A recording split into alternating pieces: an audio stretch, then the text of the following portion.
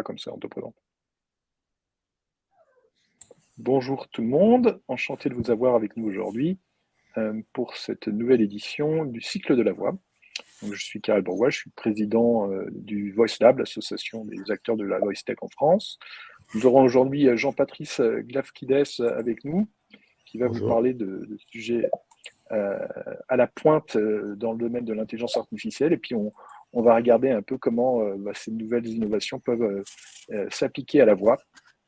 Et il y a Consuelo Innocenti qui nous a rejoint maintenant il y a quelques mois et qui sera parmi nous pour pouvoir répondre à vos questions dans le chat. Alors, il y a deux endroits où vous pouvez poser des questions. Il y a le chat et la partie questions.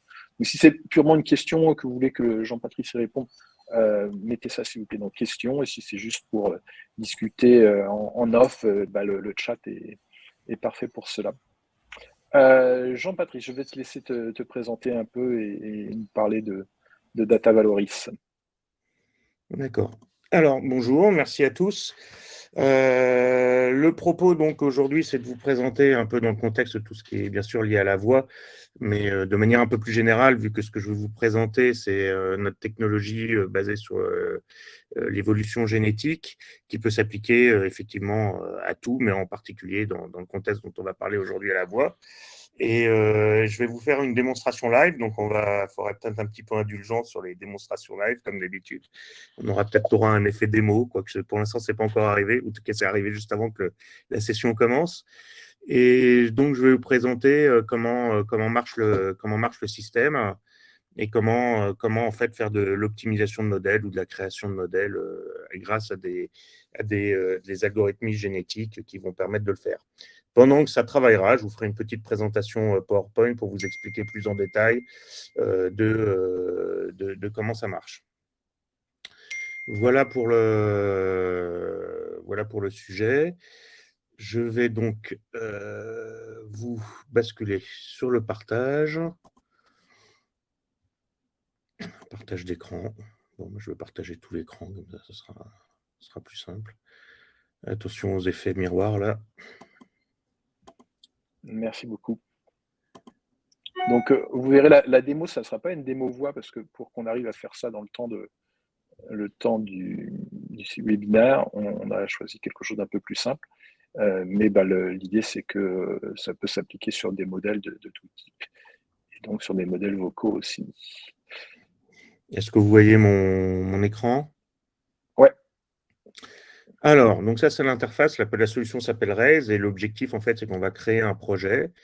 Donc, ici, on va l'appeler, allez, démo Voice Lab Live. Donc après, voilà, je vous ai expliqué. En fait, le principe, c'est de fabriquer une intelligence artificielle basée sur les données que l'on a, et on va donc mettre en place un certain nombre de paramètres. Donc là, on est dans de l'algorithme génétique. Ce qu'il faut voir, c'est que l'outil que je vous montre en ce moment, c'est un outil dans lequel on va définir comment on veut que le système se comporte et comment le mécanisme de sélection se comporte. C'est-à-dire qu'on va partir d'un modèle initial qui peut être primitif ou qui peut être l'état de l'art. Et à partir de ce modèle-là, on va piloter en quelque sorte le framework de deep learning pour se comporter un petit peu comme un data scientist, où il va automatiquement générer des modèles, automatiquement sélectionner les modèles qui correspondent aux critères que l'on va prendre. Donc, le premier critère que l'on va définir, c'est qu'est-ce que je veux comme méthode qu'est-ce qui pour moi est un meilleur modèle? Est-ce que c'est celui qui a le score le plus haut ou le score le plus bas? Donc, au choix, si on cherche un score le plus haut, on va prendre le higher. Donc, c'est en anglais pour l'interface. Ensuite, il y a une deuxième question qu'on appelle la biodiversité. Ça devrait plutôt être le numérique diversité, quelque part. C'est combien je vais avoir de modèles qui vont me servir de reproducteurs, qui vont me servir à fabriquer d'autres espèces, d'autres modèles.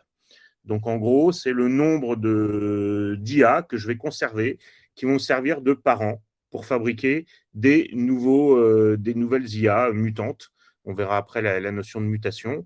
C'est-à-dire qu'en fait, on va fabriquer des mutants. Donc, soit on a très, très peu de diversité, et dans ce cas-là, ça veut dire que là, on n'a qu'un seul parent qui va générer les enfants, soit on a un niveau élevé où on va avoir plein de parents qui peuvent générer les enfants. Alors, quel est l'avantage de l'un par rapport à l'autre? Comme dans la vraie vie en biologie, ben, moins on a de biodiversité, plus il y a des chances que les espèces tombent dans une impasse évolutive et disparaissent ou ne puissent pas fonctionner. L'avantage, c'est qu'on va vite. Seul un enfant meilleur remplace le parent, donc on va vite, mais on peut aller très vite dans le mur. Mais ça peut aller très vite en termes d'évolution. Ou à l'opposé, je vais avoir plein de parents et parmi les parents, on va estimer qu'il y en a un qui pourra surmonter la difficulté, qui permettra d'aller plus vite au résultat ou en tout cas au score qui est attendu. Donc, dans le cadre de l'exemple, on va faire un petit mix. 6, c'est pas mal. Ensuite, la notion de contrôle de la taille. Quand on crée des modèles, ce qu'il faut voir, c'est qu'il peut y avoir un phénomène où, d'ailleurs, on le remarque nous-mêmes quand on fabrique nos propres modèles, on a tendance à avoir des modèles qui grossissent vite.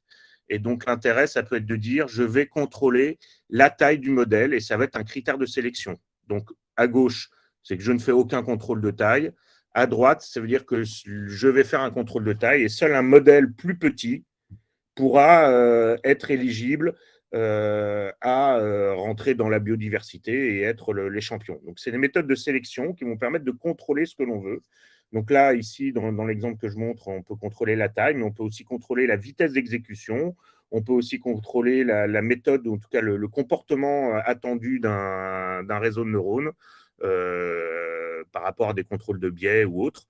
Donc là, dans cette version, on va faire un contrôle. On va pas mettre de contrôle de taille, mais on pourrait, mais on va pas en mettre. Et après, donc, je vais choisir mon plan. Je vais utiliser TensorFlow. Donc, mon quota, je vais limiter à 300 mutations, 300 expérimentations. Et là, je vais choisir un modèle par défaut. Donc, je vais prendre un modèle qui existe, que je suis en train de construire au moment où je parle là. Et ça va me créer un projet. Donc là, je peux sélectionner le connecteur. Le connecteur, on le verra, c'est quelque chose que je l'installe. Là, il a déjà été installé dans un Google Colab et je peux aller dans le projet. Donc là, le projet aujourd'hui, il est assez primaire. On voit rien n'est démarré. Et je vais maintenant basculer sur mon Google Colab pour pouvoir voir et lancer le système. Donc, où est-ce qu'il Jean-Patrice, on me dit que ton écran est un petit peu difficile à lire. Est-ce que tu pourrais faire un petit zoom sur les parties les plus importantes? Alors, je ne sais pas si je peux faire zoom, mais par contre, je peux peut-être faire un partage que du.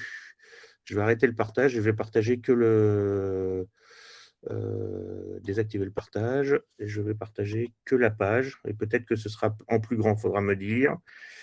Partager l'écran, partager une fenêtre, et je vais partager celle-là.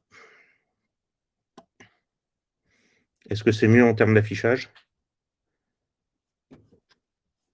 J'ai l'impression. Je te laisse continuer un peu et je te fais un feedback. Vous me direz. Attendez. Voilà. Donc, ce que je vais faire maintenant, c'est que je vais lancer, en fait, donc là, j'ai le connecteur qui a été installé, on le voit ici, il a été installé dans un Google Colab, et là, je vais lancer, en fait, le processus.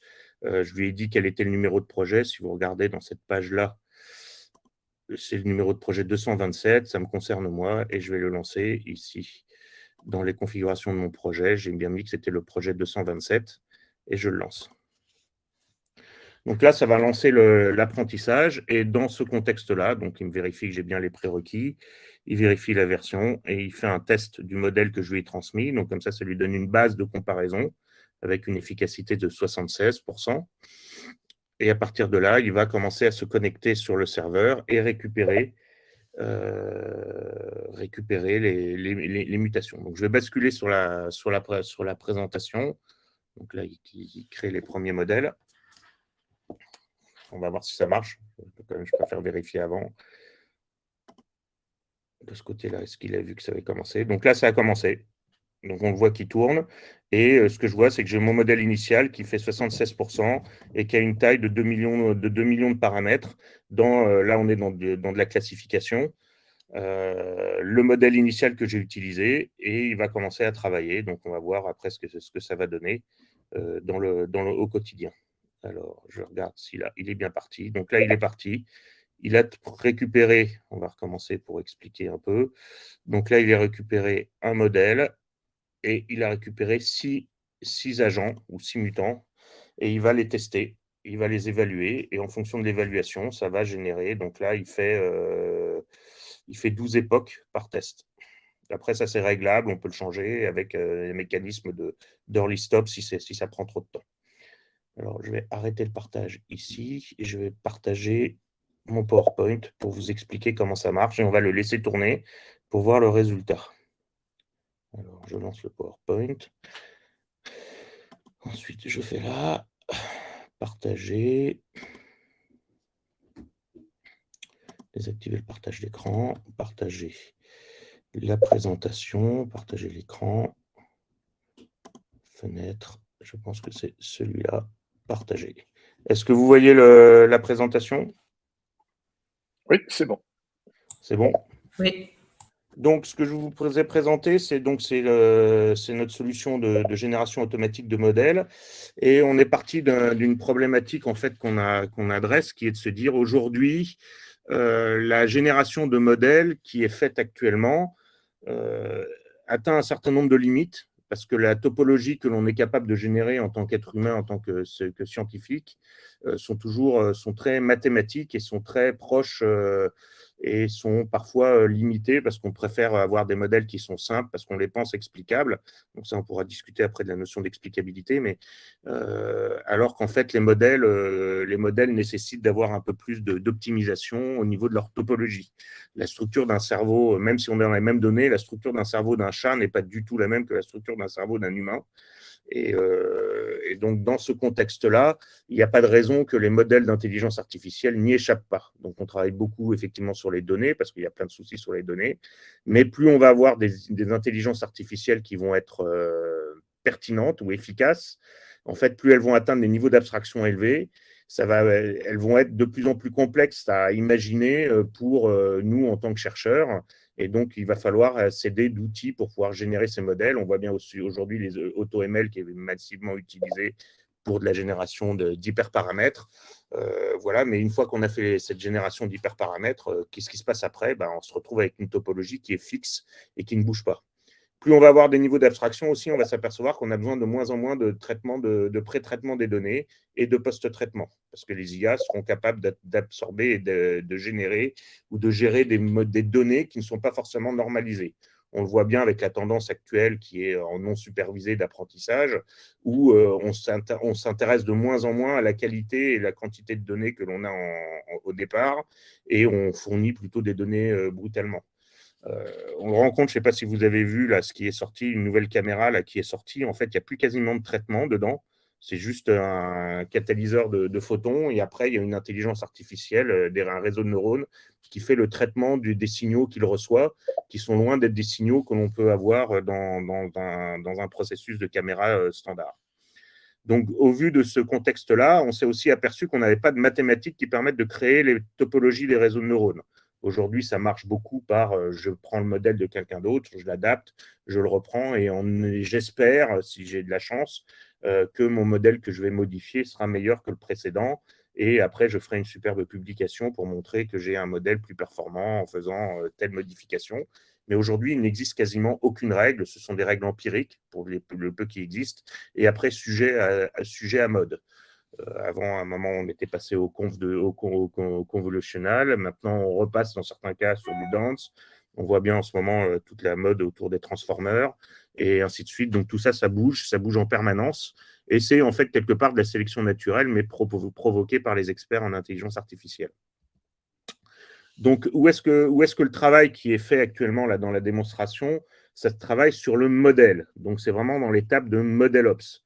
Tout le travail de préparation de données, de réflexion de données et d'objectifs sont des choses qui doivent être faites au préalable dans le cadre d'un processus d'intelligence artificielle traditionnel. C'est quel est l'objectif, combien on compte gagner avec ça et combien on est prêt à dépenser pour atteindre cet objectif-là, en sachant que ce n'est pas forcément garanti. Voilà où ça se positionne. Nous, ce que l'on propose avec cette approche, ce qui change à cause de cette approche, c'est deux choses. C'est qu'aujourd'hui, la méthode dont on travaille, on part d'un jeu de données, on fait un design de modèle, on récupère un modèle, on teste ce modèle-là, on l'améliore. Donc, je ne sais pas si vous voyez ma souris. on l'améliore, et au fur et à mesure, après, on va essayer de passer en production, et là, on va intégrer les contraintes de production, peut-être certaines nouvelles contraintes business, et ensuite, on est en production. Nous, ce qui est proposé dans cette démarche avec des algorithmes génétiques, c'est que dès le départ, on définit les contraintes business, les objectifs business, les contraintes de production, et ensuite, le système va tout seul générer des modèles pour être mis directement en production, vu que les contraintes de mise en production auront intégré dès la conception. Donc, ça change un peu l'approche où on va un peu intégrer dès le départ les règles qui sont importantes pour que l'intelligence artificielle aboutisse. De manière un peu amusée, je dirais, on est un peu dans l'esprit d'Isaac Asimov avec ses 3 lois de la robotique, où c'est par conception qu'on va créer les modèles. Donc, c'est prévu dès le départ, dès la conception, on élimine les modèles qui ne respectent pas les règles. Voilà le principe. Alors, dans le contexte que l'on voit, ça va permettre de faire plusieurs choses. La première chose, c'est que le mécanisme d'intelligence artificielle que je présente ici, de génération d'intelligence artificielle, va permettre de faire des mutations ciblées et surtout de la sélection ciblée en fonction des objectifs.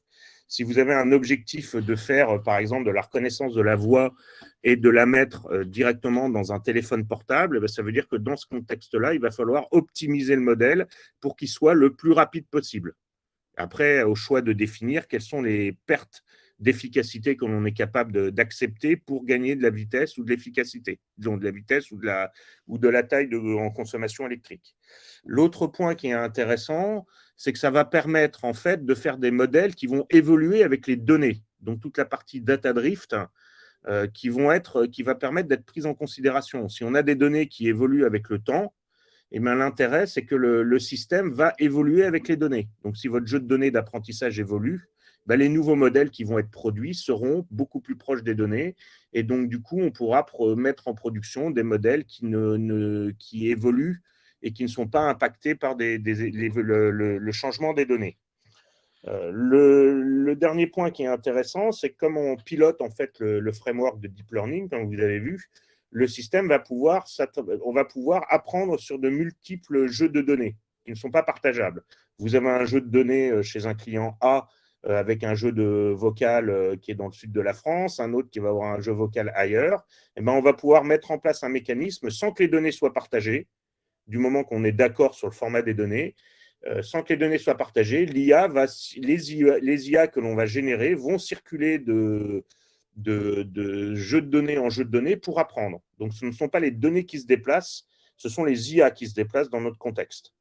Donc, ça va permettre en fait de résoudre un des points bloquants que l'on a aujourd'hui, qui est l'accès aux données, qui est souvent sur des zones, disons sur des propriétés d'entreprise ou quand on en manque, de pouvoir utiliser celles qui seraient mises à disposition, mais dont on ne peut pas accéder.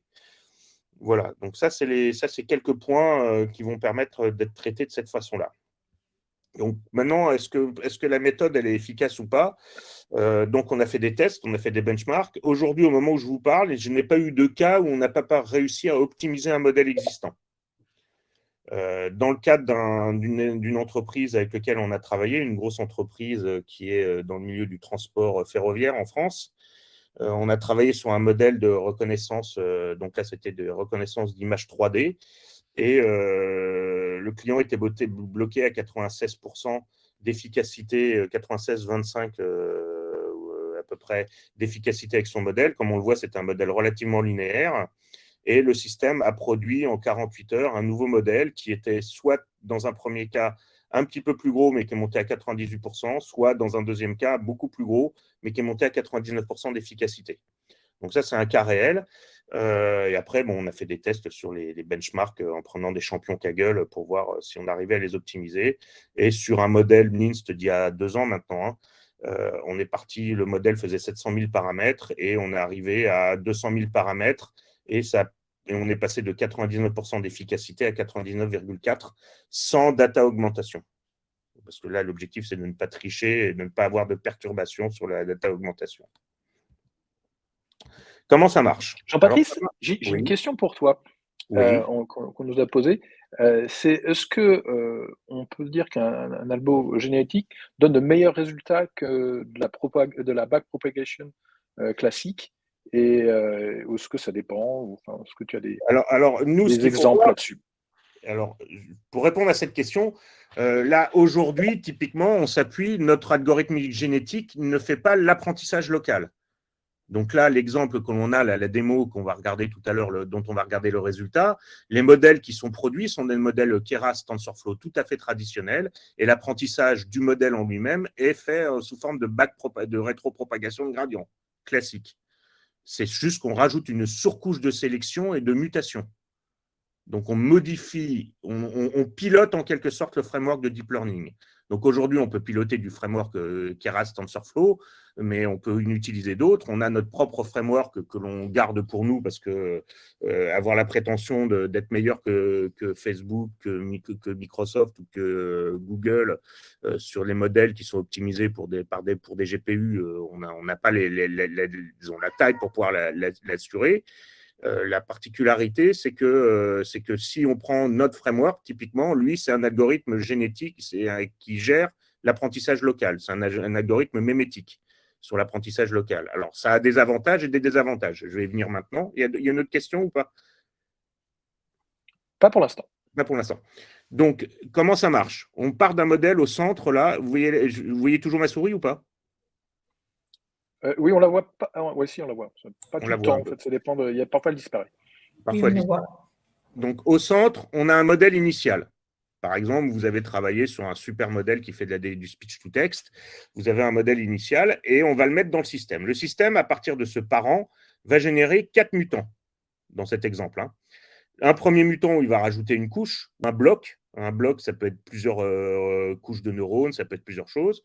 Donc là, il va le rajouter en sériel sur la vision du bas. Dans un autre cas, il va l'utiliser en parallèle en haut à droite. Là, il va rajouter un lien. Et ici, il va faire une boucle. Alors, ce quatrième cas est très intéressant. Avec TensorFlow, ce n'est pas possible. On ne peut pas faire de boucle aujourd'hui. Alors, en PyTorch, on peut le détourner un peu. Il y a souvent les modèles. Donc, selon le framework que vous allez utiliser, certaines mutations pourront être ou non possibles avec le système. Et c'est là où il y a des différences. C'est-à-dire que quand on commence à avoir des boucles, la rétropropagation de gradient est tout de suite beaucoup plus problématique. Donc, les algorithmes mémétiques, pour avoir une précision au niveau du neurone, sont quand même plus intéressants, sauf qu'ils sont moins optimisés pour des calculs sur des IPU ou sur du hardware qui travaille par matrice. Là, quand on se retrouve avec des neurones, on travaille au niveau du neurone. Donc, quand on a 1 million de neurones, ce n'est pas des couches matricielles de neurones qu'on passe de l'un à l'autre. On n'est pas comme sur des étages de fusée. On est sur des modèles qui sont beaucoup plus gourmands. Ils sont beaucoup plus complexes à optimiser mathématiquement pour les calculs et les apprentissages. Alors, comment marche le processus évolutif? Alors, cycle 0, c'est ce qu'on va faire là. Donc, on a un modèle qui a 95% d'efficacité. Ce modèle rentre dans le Hall of Fame que je disais, les reproducteurs. Et à partir de ce modèle, donc on va reprendre le modèle dans le cycle 1, et il va avoir 3 enfants, 3 mutants, qui vont chacun avoir une certaine efficacité. Donc, on va évaluer l'efficacité. Donc, on peut faire un apprentissage avec du transfer learning. On peut même mettre du freeze si on veut contrôler les couches qui n'ont pas été touchées par les mutations. Et là, ce qu'on rencontre, c'est qu'on va avoir donc 4 mutants. Il y en a un qui fait 98% d'efficacité, donc on va le garder. Et comme dans les règles, j'ai décidé que dans ma biodiversité, j'ai que 2 parents, et ben dans ce cas-là, je vais garder les deux meilleurs et je vais supprimer les 2 moins bons. Donc, il se trouve que le parent lui-même reste là et un des enfants seulement est conservé. Cycle 2, pareil, on va faire 3 enfants de nouveau, donc une population par cycle de 3. On va évaluer leur efficacité, on va garder les 2 meilleurs. Et ainsi de suite. Et là, donc, on va se retrouver avec un modèle qui va avoir 99,1% d'efficacité pour le meilleur, que l'on appelle le champion. Alors, je me suis limité à 3 cycles, mais ça peut être beaucoup, beaucoup plus. Ça dépend après de la puissance de calcul, ça dépend de beaucoup de facteurs que l'on va mettre en considération. Est-ce que vous avez des questions à ce stade ou pas? Alors, j'ai une question sur la boucle. Est-ce que c'est un réseau récurrent où on applique les méthodes de dépliage classiques? Est-ce que c'est une méthode? Alors, je ne sais pas, je n'ai pas forcément la réponse à la question. Tout ce que je sais, c'est qu'avec les méthodes de boucle, les seules boucles que l'on a, donc quand on fait des boucles sur Keras, aujourd'hui, ça va être plutôt des boucles qui sont intégrées dans la couche elle-même, comme des LSTM par exemple, qui vont avoir des micro-boucles pour faire des boucles mémorielles de courte mémoire. Mais aujourd'hui, je ne sais pas, je veux bien qu'on me précise la notion de dépliage. Je n'ai pas encore la réponse. Si on me précise la question, je te la reposerai un peu après. Je n'avais pas d'autres questions pour le moment. D'accord. Comment ça marche? Donc, à gauche, on a la partie, c'est chez vous, et à droite, c'est notre plateforme SaaS. De votre côté, vous allez avoir vos données, donc les données restent chez vous. Vous avez le moteur d'apprentissage, donc votre framework d'apprentissage, votre environnement de production. Et là, à partir de là, on va récupérer le modèle. C'est ce que j'ai fait tout à l'heure quand j'ai dit, voilà, le modèle, il est là, je vais le récupérer. On récupère le modèle, on lui rajoute de l'ADN, donc un génotype. Et à partir de là, on va fabriquer des mutants. Là, on va fabriquer tous les mutants. On va les transformer, on va les renvoyer et ils vont arriver sur le framework, au format du framework, dans cet exemple, on va dire du TensorFlow. On va faire une évaluation de ces nouveaux mutants. On va récupérer les scores. Donc, il n'y a que les scores qui sont remontés. On va sélectionner les modèles qui sont les plus pertinents selon les critères de sélection choisis. Et on va refaire un cycle, refaire des mutations, des mutants, et ainsi de suite. Donc, le 2-3, c'est une boucle permanente. 2-3-4, pardon. Et de temps en temps, on va pouvoir ressortir le champion du moment et le mettre en production.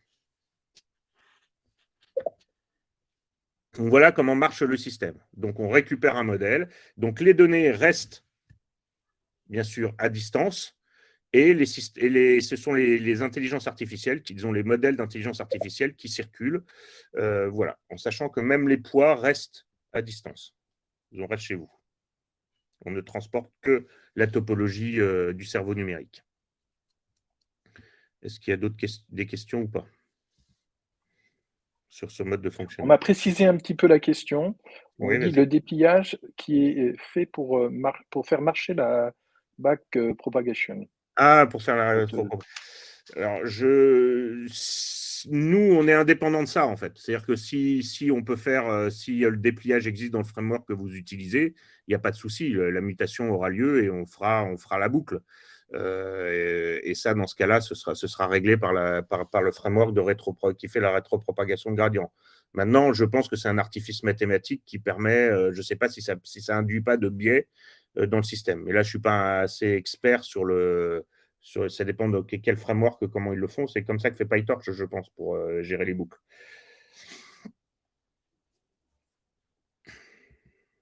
Donc, on s'intègre dans les process, dans les pipes, dans les data pipes. Donc, s'il y a des mécanismes, si vous avez fait des pipes, que ce soit sur des outils de data science ou directement en Python, il n'y a pas de souci pour s'intégrer. Donc, en résumé, donc, on va permettre d'automatiser en fait la génération ou l'optimisation de modèles. Donc là, l'intérêt, c'est que dans l'optimisation, c'est qu'on va vraiment pouvoir gérer des besoins qui sont des besoins d'optimisation en tas. Et ce qu'il faut voir, c'est que les modèles qui sont générés aujourd'hui, si on prend le GPT-4 par exemple, c'est un modèle qui est très très gros, très très grand et qui est absolument pas optimisé d'un point de vue topologie du réseau de neurones lui-même. Il consomme beaucoup, il a consommé beaucoup à la création, mais effectivement, il est plus efficace que le GPT-3. Maintenant, je ne sais pas si le ratio taille-efficacité soit en sa faveur, mais en tout cas, on se retrouve avec des modèles qui sont créés par nous, data scientists ou chercheurs en IA, qui sont souvent pas optimisés d'un point de vue topologique. Ils peuvent être optimisés en termes de puissance de calcul, mais on s'aperçoit bien qu'aujourd'hui, à chaque fois que j'ai pris un modèle, on a toujours réussi à l'optimiser d'une manière ou d'une autre. Comme on est dans un mécanisme qui est à base de mise en compétition des modèles, on a forcément des modèles qui sont plus robustes que des modèles faits traditionnellement. Ça, c'est aussi un élément qui est intéressant. Et après, on peut, on a un certain nombre de tout ce qui est dans les critères de sélection sont des choses qui sont très intéressantes parce qu'on va pouvoir intégrer un certain nombre de critères de sélection. J'en ai parlé de quelques-uns qui semblent évidents, comme la taille ou la vitesse d'exécution, mais il y en a d'autres qui peuvent être très intéressants, comme dire, voilà, je limite l'évolution à 5 époques. Ce qui veut dire que 5 époques, c'est 5 lectures du jeu de données pour l'apprentissage. Donc, ça veut dire que c'est seulement les modèles qui apprennent vite qui vont être sélectionnés. Donc, on peut avoir une pression sélective sur la capacité d'apprentissage. Dans les tests, je me suis même amusé à inverser le train et les validations. Donc, avoir un très gros jeu de données de validation et un très petit jeu d'entraînement. Et on s'aperçoit que malgré ça, le système arrive à apprendre. Il arrive à évoluer. Donc, il y a plein Alors de… justement, j'ai une question un peu sur ce sujet-là, c'est est-ce que comme on fait beaucoup d'essais sur les hyperparamètres, ça risque pas de générer un problème de surapprentissage?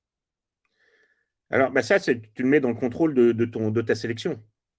C'est-à-dire que le surapprentissage, ce qu'il faut voir, c'est que le jeu de validation n'est jamais pris en compte dans le jeu par l'apprentissage. Donc, de la même manière que toi, quand tu testes un modèle, tu as ton jeu de test, tu as le jeu d'apprentissage, et après, tu vas regarder ton jeu de test et tu vas voir comment il se comporte et tu vas le garder ou non. Bah, on fait exactement pareil. Donc, en fait, c'est juste une question de comment on gère le système. Donc, tu peux bien sûr avoir des mécanismes de surapprentissage, au même titre que toi, tu peux en avoir. Il faut juste intégrer dans les critères de sélection, dans le score, en fait, il faut éliminer ceux qui surapprennent dès le départ. Il faut les pénaliser. Donc, quelques cas d'usage simples, hein, l'optimisation. Donc, on reprend le système, hein, on prend un modèle, on l'optimise, et on récupère le champion. Là, on se base sur l'efficacité. Donc, on prend un modèle existant. Le deuxième cas d'usage qui existe, c'est celui de la fédération. Donc là, dans ce cas-là, on a deux sources de données. On met un connecteur à côté de chacune des sources de données et chacun des environnements d'apprentissage. Et c'est les IA qui circulent de connecteur en connecteur pour apprendre à partir des données distribuées, non partageables. Ça, Et c'est un peu ce dont on avait parlé au dernier cycle de la tout à voix, fait. dans le domaine de la voix, où on a effectivement cette problématique d'avoir des données qui ne sont pas forcément partageables. Donc on a ce première étape du projet du Voice Lab qui est de mutualiser des données, mais on sait que malheureusement, il y a certaines données qu'on ne va pas pouvoir mutualiser et centraliser. Et donc, la solution de Data Algorithm, c'est une de celles qu'on va peut-être étudier pour voir comment on peut aller apprendre sur des données qu'on ne peut pas centraliser au sein du Voice Lab, parce que on a des membres qui ont des données qu'ils aimeraient bien éventuellement utiliser pour l'entraînement, mais qui peuvent malheureusement pas sortir pour des raisons multiples, juridiques souvent, mais pas toujours. Et donc, ça peut être un cas d'usage d'une solution telle que Raise. Ouais. Voilà. Donc, nous, ce que l'on dit, c'est que dans ce contexte-là, la seule chose sur laquelle les fournisseurs de données doivent se mettre d'accord, c'est sur le format des données et peut-être d'autres critères qui sont sur l'équilibre ou la représentativité des données. Et à partir de là, après, le système va s'occuper tout seul de l'apprentissage. Donc, après, la génération du data drift. Donc, le data drift, c'est que les données, elles changent. Donc, ce qui se passe, c'est que dans notre mécanisme, on a le mécanisme de réévaluer régulièrement les champions pour qu'ils puissent être toujours mis en compétition avec les nouveaux modèles qui sont mis en confrontation des nouvelles données. Je ne sais pas si c'est très clair ce que je viens de dire, mais en l'occurrence, on a une base de champions qui sert là dans la biodiversité dont je parlais, qui servent de reproducteurs. Et ben, c'est un mode spécial dans lequel ils sont réévalués régulièrement à l'aune des données qui ont changé pour être mis en compétition avec leurs propres enfants, leurs propres mutants.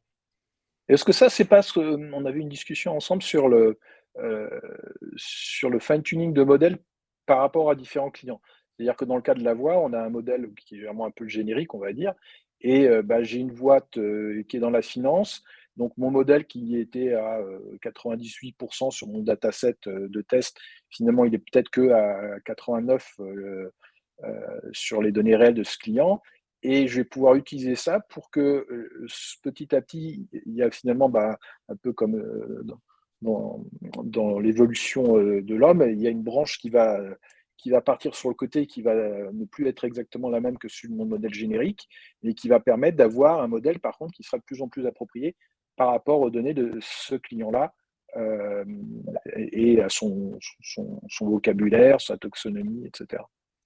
Oui, tout à fait, c'est ça, mais en fait, c'est peut-être plus celui-là un peu particulier, en fait, où chacun va avoir un modèle qui va lui être propre. C'est-à-dire qu'on ça va être on va le découper et on va partir du même modèle. Et pour chaque client, en fait, il va y avoir une version qui sera propre à ce client-là en partant du même modèle initial et qui va être optimisé, dans ce cas-là, pour le client à partir des données du client. Si en plus les données du client sont changeantes, on est dans ce contexte-là qui est de la gestion du data brief. Mais si les données du client ne sont pas changeantes, dans ce cas-là, ça veut dire qu'on va avoir un projet pour le client 1, un projet pour le client 2, un projet pour le client 3, chacun avec son jeu de données à lui sur son environnement d'apprentissage, sur son framework. Et comme ça, ils auront le champion propre à ce client-là, ira chez ce client-là. Donc là, il n'y a pas de partage de données. Si on veut maintenant qu'on ait un modèle qui apprenne des différents jeux de données de chacun des clients, on retourne dans cette notion de fédéré, où là, en fait, le client A, le client B, à partir du moment où ils sont d'accord pour le faire, peuvent servir à améliorer un modèle global qui sera efficace pour tout le monde. Donc, essayer d'avoir un modèle qui généralise le mieux possible. Ok. Alors, j'ai une autre question qui a été posée sur la gestion des biais. Comment est-ce que tu peux corriger les biais avec cette approche? Alors, déjà, il y a deux types de biais. Il y a les biais qu'on connaît, et là, on peut les corriger parce qu'on peut très bien imaginer d'avoir un jeu de données qui représente les biais. Je vais donner un exemple bateau. Je fais de la reconnaissance. Je suis dans une voiture, je fais de la reconnaissance de choses. Ben, je vais faire en sorte d'avoir un jeu de données où il y a à chaque fois un humain qui traverse devant la voiture. Et c'est un jeu de données avec des biais ou avec des panneaux de signalisation qui sont volontairement biaisés. Et si l'IA répond favorablement, disons favorablement, c'est-à-dire qu'elle ne répond pas comme il faut, disons qu'elle répond comme si c'était n'importe quoi qui était devant la voiture, alors qu'on veut que quand c'est un humain, absolument, elle s'arrête, quoi que coûte, etc. Et ben dans ce cas-là, l'IA qui fait l'erreur sera systématiquement éliminée. Donc ça, c'est pour les biais explicites que l'on a identifiés. Pour les biais implicites, là, je ne suis pas sûr qu'il y ait des vraies méthodes qui permettraient d'éviter ces biais implicites, si ce n'est des mécanismes de validation formelle qui pourraient exister, qui existent. Hein. On travaille avec une autre société qui fait de la validation formelle de modèles. Et là, dans ce cas-là, on peut intégrer dans les critères de sélection ces mécanismes de validation formelle qui vont permettre de dire ce modèle, il est conforme à telle et telle règle et il n'est pas conforme à telle et telle règle. Et quand il n'est pas conforme, on l'élimine de facto. On ne se pose pas de questions. Donc là aussi, l'idée, c'est d'éliminer dès la conception tous les modèles qui ne sont pas conformes à un certain nombre de règles. Et un autre élément qui est intéressant sur la partie biais, c'est le biais du data scientist. Quand on sélectionne le modèle en tant que data scientist, on peut implicitement rajouter un biais parce qu'on a une pression quelque part qui dit qu'il faut que le modèle il sorte le plus vite possible. Et plutôt que de dire non, je ne suis pas capable d'en faire un ou je n'ai pas atteint ce que je veux comme objectif, eh ben, il peut laisser passer un modèle avec un biais particulier dont il a conscience lui-même, mais que voilà. Donc l'idée, c'est de se dire, comme dans la création de l'IA, l'humain n'intervient plus sur la modélisation du système, eh ben, on a en fait le human in the loop, il est à la fin. Il n'est pas pendant la conception. Il est au début. Il est dans la génération des règles de conception et il est à la fin dans la dernière règle qui est de la mise en production, ou pas. C'est ce que dit François Soulier dans les commentaires. C'est que vous, en fait, vous n'intervenez pas sur l'entraînement du réseau de neurones, puisque finalement, l'entraînement, il a lieu de façon classique. Vous intervenez sur la définition des paramètres de sélection entre les différents réseaux. Bah, oui, en fait, on est un data scientist. Le système est un data scientist, une partie d'un data scientist virtuel. Celui qui fait la modification de la topologie, qui lance l'évaluation ou qui lance l'apprentissage et qui sélectionne à la fin ou non le modèle. Nous, ce que l'on dit, c'est que ça, il faut l'industrialiser. Donc, la règle, elle est mise dès le départ. Dès le départ, je dis, mon IA, elle doit correspondre à ces règles-là. Donc, elle doit elle doit avoir un temps de réponse d'une demi-seconde, elle doit consommer tant d'énergie électrique, et elle doit reconnaître les chiens et les chats à 99 ou 99,9% des cas. Et à partir de ça, le système va et pour de la mise en production, il faut qu'elle passe tel test de validation de faux négatifs ou de faux positifs, si on est dans le milieu de la santé, sur un F1. Et ça rentre dans les critères de sélection, dans le calcul du score et dans le critère de sélection. Et automatiquement, donc moi, en tant que data scientist, j'ai travaillé en amont. Je ne me pose plus de la question de savoir si je dois mettre un CNN, si je dois mettre un dance, si je dois mettre un drop-out. Ce n'est plus mon sujet. Mon sujet, c'est qu'est-ce que c'est pour moi un bon modèle. Et à partir du moment où j'ai défini ce que c'est que ce bon modèle dans le processus, le système va créer automatiquement le modèle. Et en fin de chaîne, je pourrai voir le résultat du modèle, si je suis satisfait ou pas satisfait. Ça permet aussi de répondre à une autre question qui est cruciale au niveau de quand on fait des modèles. Souvent, quand j'ai fait un modèle, moi, ça m'est arrivé assez souvent avant que je développe cette solution, c'est que j'arrivais à un modèle qui avait, je dis n'importe quoi, 75% d'efficacité, et j'étais incapable de savoir si ce 75% était lié à mes données ou lié au modèle lui-même. L'intérêt, on va le voir tout à l'heure quand on va regarder le résultat, en espérant qu'entre-temps, il ait bien fonctionné, c'est que le système, on va voir sa courbe d'évolution. Donc, on va voir qu'au bout d'un moment, dans la courbe évolutive, le système va peut-être plafonner dans son évolution. Donc, on va imaginer qu'il est arrivé dans un minimum local qui est proche du minimum global.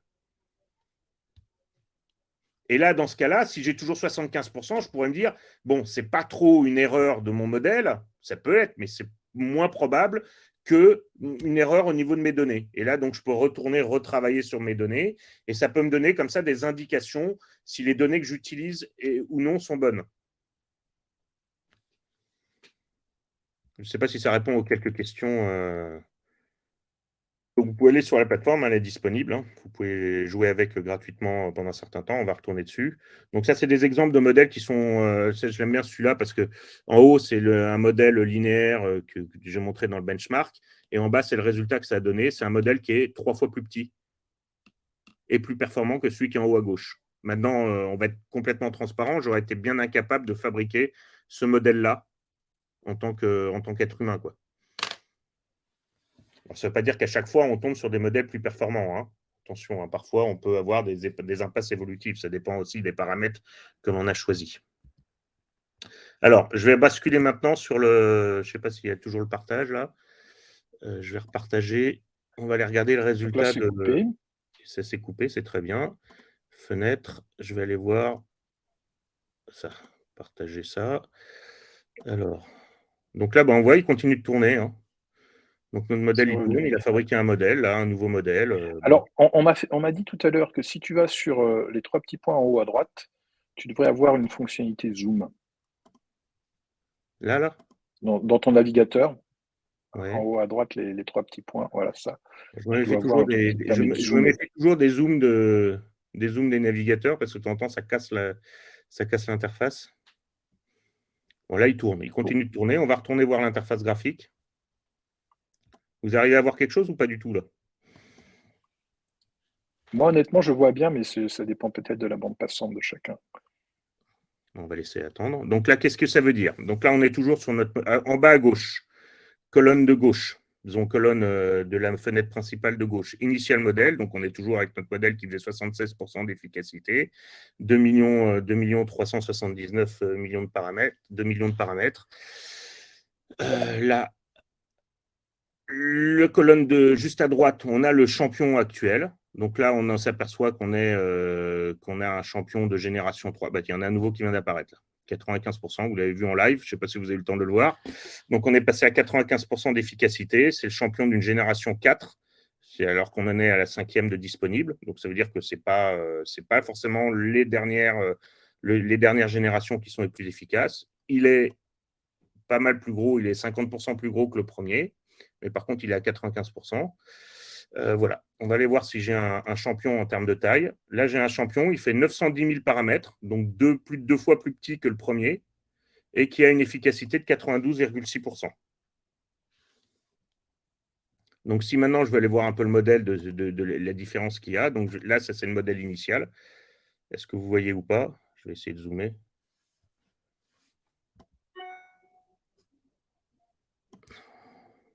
Donc, c'est une visualisation 3D.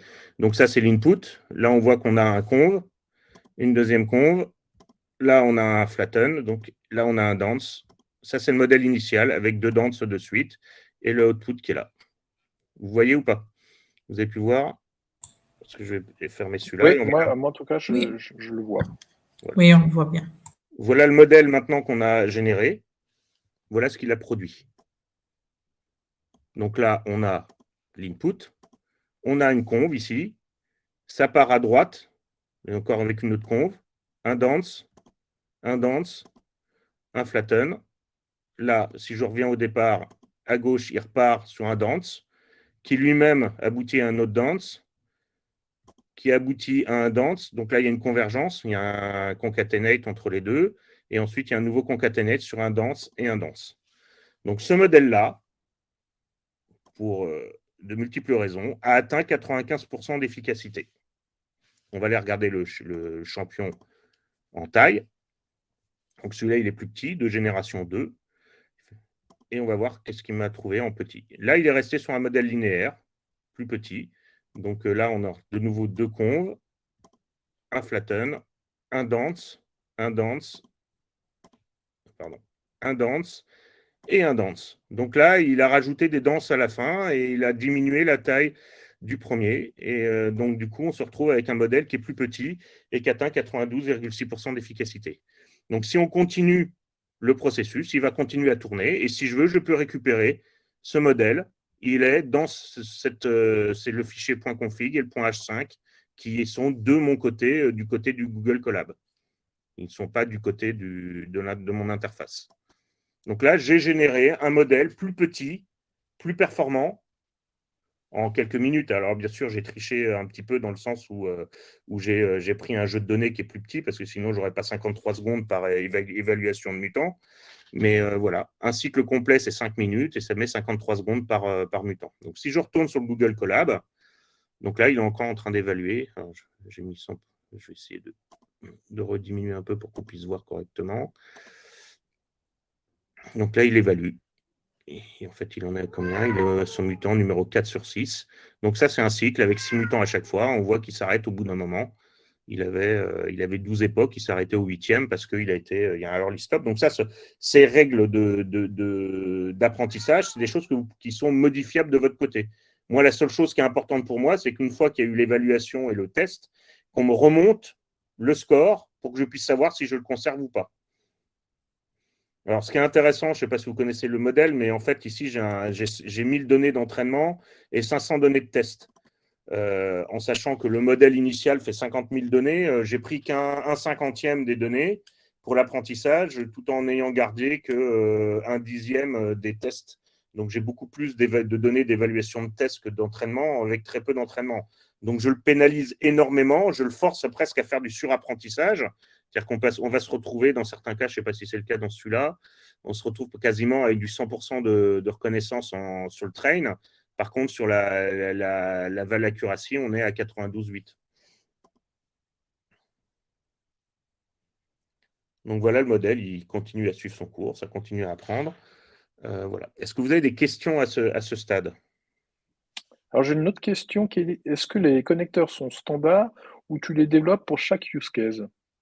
Alors, les connecteurs sont par framework.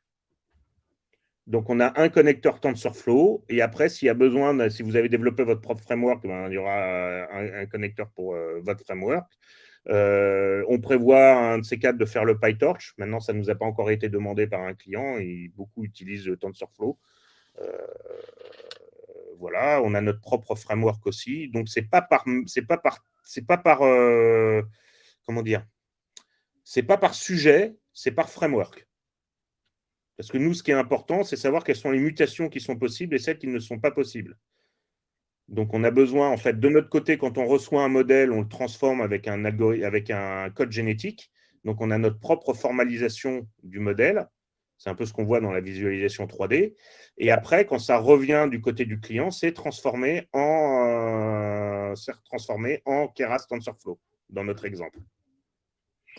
Et tout à l'heure, quand tu nous as montré un peu les différents cas d'usage, donc finalement, comment tu adaptes le framework à ces différents cas d'usage, enfin le framework, la solution aux différents cas d'usage. C'est une question de paramétrisation et c'est Alors, pas lié directement au connecteur.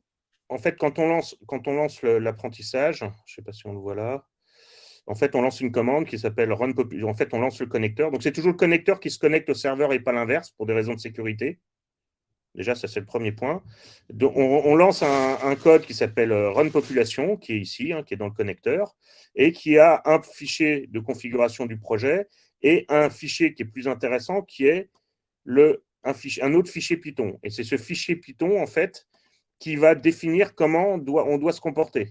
Si je prends, par exemple, cet exemple en multi-input, je vais agrandir ici. Donc, on a le chargement de la donnée. Donc ça, c'est vous qui définissez comment les données sont chargées.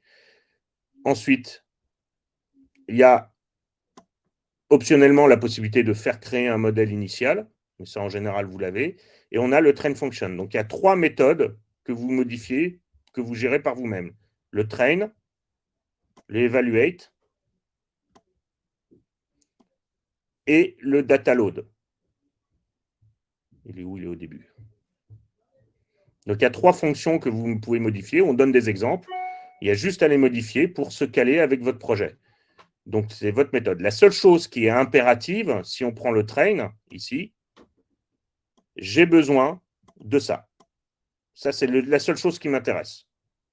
Le train accuracy et le test accuracy.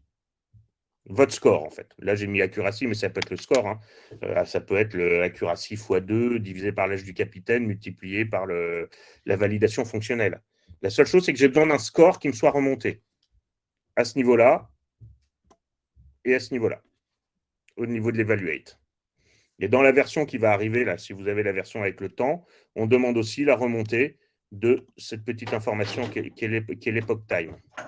Là, c'est 4 secondes. Donc, on a besoin de remonter ça, cette information de 4 secondes. Là. Alors, si on revient... Et j'ai deux autres, enfin, j'ai un follow-up sur celle-là qui est à propos des connecteurs. Tu as aussi des connecteurs pour les data lakes ou pas là, ou ça, c'est chez le client? Ça, c'est côté client. Nous, on ne se connecte jamais aux données. Donc, en fait, de votre côté, vous avez votre serveur sur lequel vous installez le connecteur. Et à partir du connecteur, en Python, vous utilisez votre connecteur au data lake en Python. Donc, on utilise votre pipe de données, en fait. Donc, il n'y a pas de... Nous, à aucun moment, alors on peut intervenir en consulting et en accompagnement, mais à aucun moment, si vous êtes complètement autonome sur votre data lake et vous installez le connecteur et tout tournera tout seul. Disons, vous paramétrez, comme je vous l'ai dit, vous mettez comment vous récupérez les données, comment vous faites un entraînement, comment on fait une évaluation, quel est le score que vous remontez en évaluation. Et après, quand vous faites le projet, c'est là où vous allez dire je veux le score le plus élevé, ou si on est sur du MAE, je veux le score le plus bas. Et le système va générer automatiquement après soit le modèle si vous partez d'un modèle primitif, soit il va l'optimiser si vous partez d'un modèle qui a déjà appris avec du transfer learning. Alors François, je te pose la question que je t'ai posée tout à l'heure, donc c'est vrai que je ne l'ai pas reposée là. Mais comme toujours pour un algo évaluationniste, le temps de calcul, finalement, c'est le rapport entre le temps de calcul supplémentaire et le gain de performance qui est important, parce que ce que je te disais ce matin, c'est si pour calculer mes différents mutants, je multiplie mes coûts par 100 pour gagner 10% sur ma performance. Donc, comment tu gères ça avec tes clients? Alors, après, d'abord, c'est au cas par cas. Alors, je vais toujours dire la base, hein, si vous êtes déjà satisfait de votre modèle, bah, vous n'avez pas besoin de l'optimiser, donc du coup, ça va. Si maintenant il s'agit de mettre un modèle d'intelligence artificielle dans une voiture et faut éviter, ou dans un avion, il ne faut pas qu'il y ait de décès ou de risque d'accident, eh ben, le 0,1% vaudra peut-être les 10 fois plus de coûts que ça va engendrer. Donc ça, c'est une question d'ordre général. Après, on a des astuces qui permettent de réduire le temps. Ce qu'il faut voir, c'est que le nombre d'époques que l'on met ici, je peux le réduire. Moi, j'ai fait des tests en limitant volontairement l'époque, en faisant une pression sélective sur le nombre d'époques pour l'apprentissage. Donc, on va, dans ce cas-là, sélectionner les modèles qui apprennent le plus vite possible. Donc, ça, c'est déjà le premier point, donc, qui permet de réduire le coût d'apprentissage. La deuxième chose, c'est qu'on utilise du transfer learning. Comme on le voit, le modèle, quand il commence à 55%, il monte tout de suite à 94, 97, 98. Ça, c'est parce que les couches qui ont été mutées ont rajouté du bruit dans le modèle. Mais on voit que le bruit, il est absorbé assez rapidement. Donc, en fait, le transfer learning fait qu'il y a déjà les poids sont déjà là. C'est juste la partie qui a été perturbée qui voit son, comment ça s'appelle, qui voit son système, Cette topologie. sa topologie. Donc la topologie dans son ensemble, en fait, l'apprentissage que l'on fait, c'est plus un rééquilibrage. Je vais le parler comme ça. C'est-à-dire qu'en fait, on ne fait pas un entraînement, on fait un entraînement par rééquilibrage des zones qui ont été mutées. Donc effectivement, si c'est une mutation qui change toute la structure complète du réseau, dans ce cas-là, il y aura un réapprentissage complet qui sera à faire parce qu'il aura été trop perturbé. Mais dans les faits, ce qui se passe, c'est que nous, on fait rarement, par cycle, on fait rarement plus d'une ou deux mutations. C'est proportionnel à la taille du modèle. Donc en fait, au final, on ne perturbe pas tant que ça les modèles. Donc on le voit bien là. Et puis On tu arrive parlais de freeze ce matin, tu me disais aussi. Voilà, alors après, il y a une autre méthode qu'on peut mettre en place, qui est une des options qui est disponible disons, pour les personnes avancées sur le sujet, c'est qu'on peut aussi mettre un freeze. C'est-à-dire que je peux bloquer les couches qui n'ont pas été mutées, ce qui veut dire qu'elles n'apprennent pas elles-mêmes. Elles servent juste au calcul. Et donc, dans ce cas-là, on gagne du temps parce qu'on n'a pas de, on ne modifie que les couches qui ont été traitées. Alors, c'est un avantage, c'est que ça permet d'aller un poil plus vite. Le désavantage, c'est qu'il n'y a pas d'équilibrage du modèle. C'est-à-dire que les poids qui étaient là avant sont les poids qui seront là après pour les couches qui n'ont pas été mutées. Dans ce cas-là, on est en train de réfléchir à un mode mixte où en fait on commence par du freeze, le temps que ça se rééquilibre un peu, donc ça se apprenne un peu sur les couches qui ont été mutées. C'est-à-dire qu'on bascule tout de suite sur du 94, 97, et après on rebasculerait sur un apprentissage global qui permettrait de faire cet équilibrage dont je parlais tout à l'heure. Et après, plus tard, viendra une nouvelle technologie qu'on appelle, nous, le phylogenetic replay learning, mais ce sera un autre sujet, et peut-être un autre sujet de présentation sur la programmation génétique des mutations. Alors, autre question, est-ce que les métarex sont gérés avec TIBCO? Alors, je t'avoue, je ne sais pas ce que je ne connais pas ça, donc je te lis une question. Alors, TIBCO, alors ça dépend quoi de TIBCO, parce qu'ils ont quand même beaucoup de solutions. Nous, on réfléchit actuellement à un partenariat avec TIBCO. Et dans ce contexte-là, moi, je suis toujours à la recherche d'un cas d'usage avec TIBCO qui pousserait TIBCO, parce qu'on est tout petit par rapport à TIBCO. Hein. Donc, qui pousserait TIBCO à dire ah ben non, tout compte fait, Data Valoris, ça vaut le coup qu'on avance sur le sujet. Mais si vous utilisez TIBCO sur la partie Data Pipe, l'équivalent de Data IQ, Data Robot, H2O, etc., nous, après, il y a des paramètres qui peuvent être de rester de leur responsabilité à eux. Moi, il n'y a aucun souci avec ça. Je ne sais pas si ça répond à la question, mais… Je ne sais pas, parce que comme je n'ai pas compris ni la question ni la réponse, moi, je ne suis pas très… TIBCO, c'est un outil, c'est un logiciel de gestion de données qui intègre la possibilité de faire un peu comme, je ne sais pas si tu connais DataIQ, alors, ils ont plusieurs offres, mais je pense que c'est de celle-là dont on parle. C'est un peu l'équivalent de DataIQ ou d'IBM Studio ou d'autres de Data Robot, de H2O, donc qui permettent de faire… On n'utilise pas trop tous ces trucs-là dans la voie, c'est pour ça que je connais. Voilà, tu as un équivalent open source qui s'appelle KNIME, K-N-I-M-E, et on s'intègre tout à fait. Donc là, on fait des process de génération de modèles. Ça, je peux le montrer, je l'ai dans ma présentation PowerPoint. Il est où? Il est où? Il est où? Il est où? Toc, toc, toc, toc, toc, toc, toc. Non, ça c'est pas avec TIBCO. Avec Nime. Donc, en fait, en gros, si on doit s'intégrer avec un TIBCO, en général, on a deux processus qui sont mis en place. Un processus de génération de modèles et un processus d'extraction du champion pour la mise en production. Et le processus d'extraction du champion, voilà, n'utilise pas les données en elles-mêmes, c'est juste que ça va récupérer dans Raise le champion, le nom du champion, et ça va le mettre après en production dans un flux de mise en production. D'accord. Alors, j'ai une petite précision sur la question. Oui, pour les connecteurs, possibilité de programmer et de mettre des règles de gestion entre les deux systèmes. Je pense que c'est possible. Nous, on est en Python, donc de toute façon, on est ouvert à tout. La seule chose, c'est que sur les méta, voilà, nous, on commence, en général, on commence là où l'auto-ML s'arrête, pour le faire simple. Donc, l'auto-ML génère le premier modèle initial à partir d'une sélection, et nous, on commence le processus évolutif à partir de là, souvent, où on peut s'affranchir d'auto-ML aussi. Hein. Et donc, du coup, si vous avez un processus de création dans TIBCO, on peut après utiliser, récupérer les données qui ont été générées par TIBCO. Après, il faudra avoir un cas concret et réel. Hein. Là, d'ici, je ne sais pas après comment répondre à. Bon, ouais, je pense que ce n'est pas forcément nécessaire. Je pense que voilà, si mais Denis peut en savoir plus, il peut.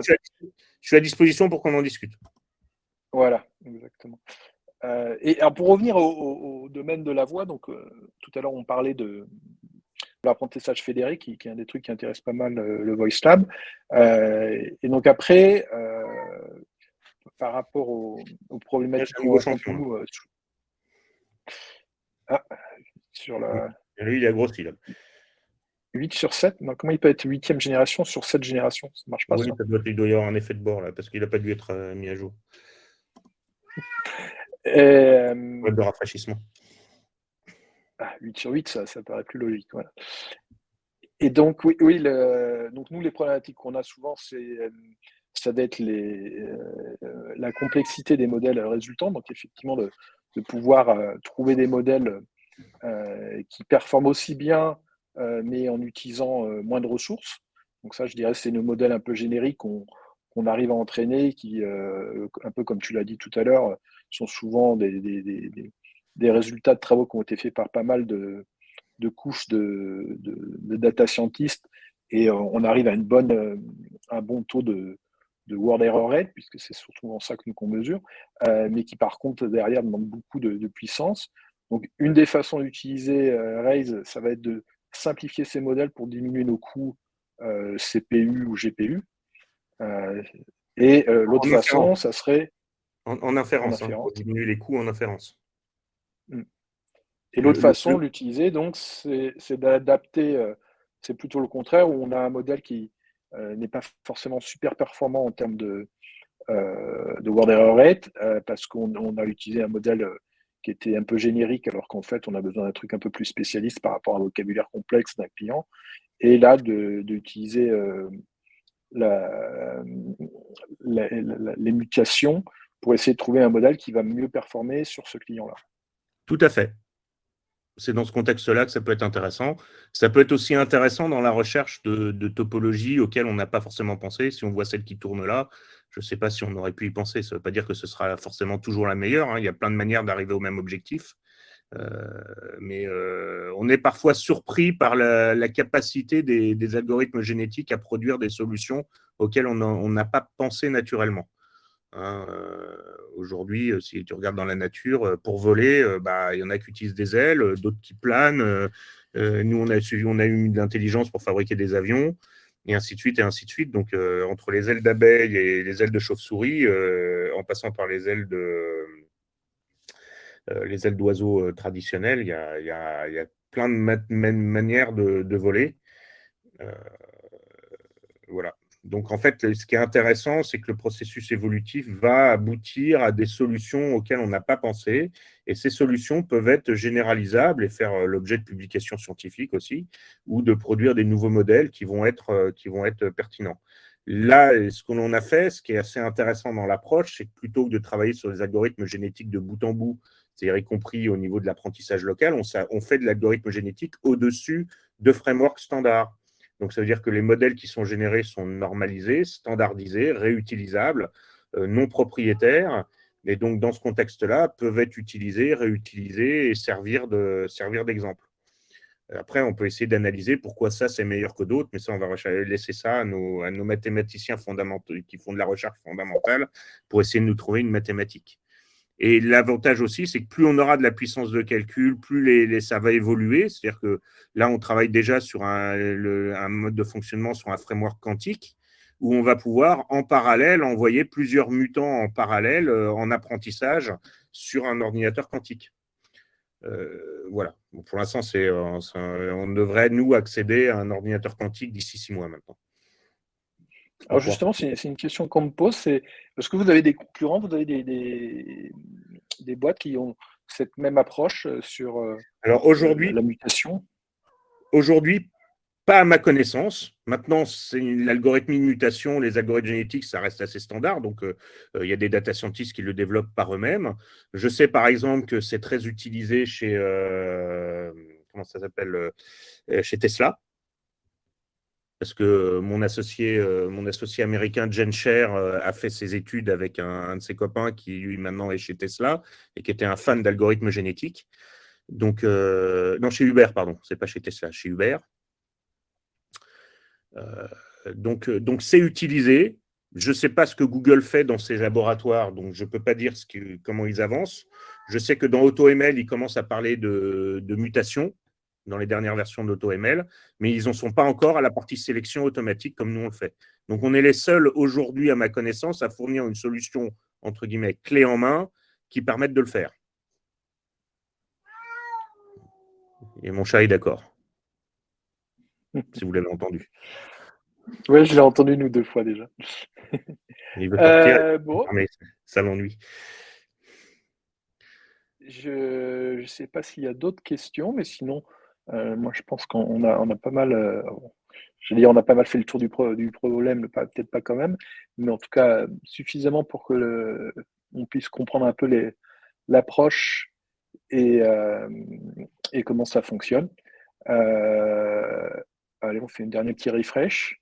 Bah, le 8 sur 8 a toujours, Non, mais il n'y a gagnant. pas de nouveau, là. On a fait 10 cycles. On a dépensé 60 mutants.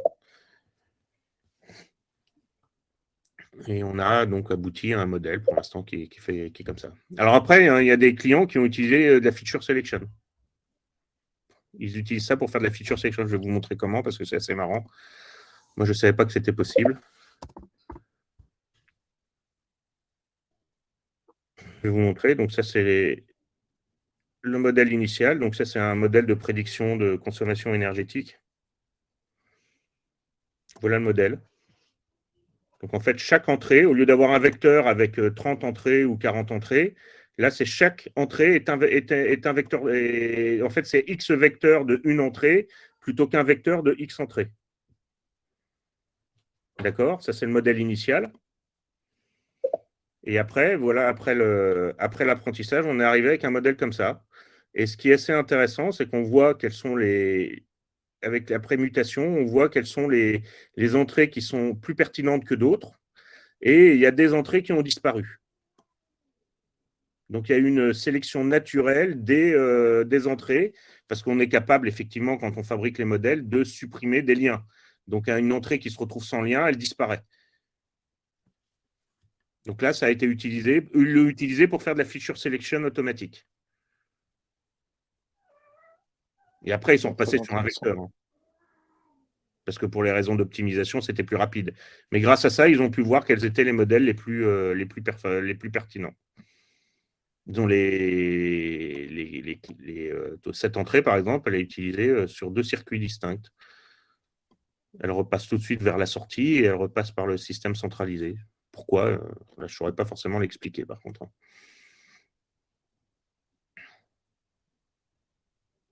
Donc, c'est un exemple parmi d'autres d'évolution qui arrive. Génial. Merci beaucoup, Jean-Patrice. Nous, en tout cas, côté VoiceLab, on est assez intéressés d'explorer ça. Alors, peut-être pas encore tout de suite, puisque là, on en est encore à établir à mutualiser nos données. On a déjà 6000 heures, mais c'est pas encore assez. Et puis, on est en train de faire nos premières versions de moteur de reconnaissance vocale avec, je dirais, l'outillage classique.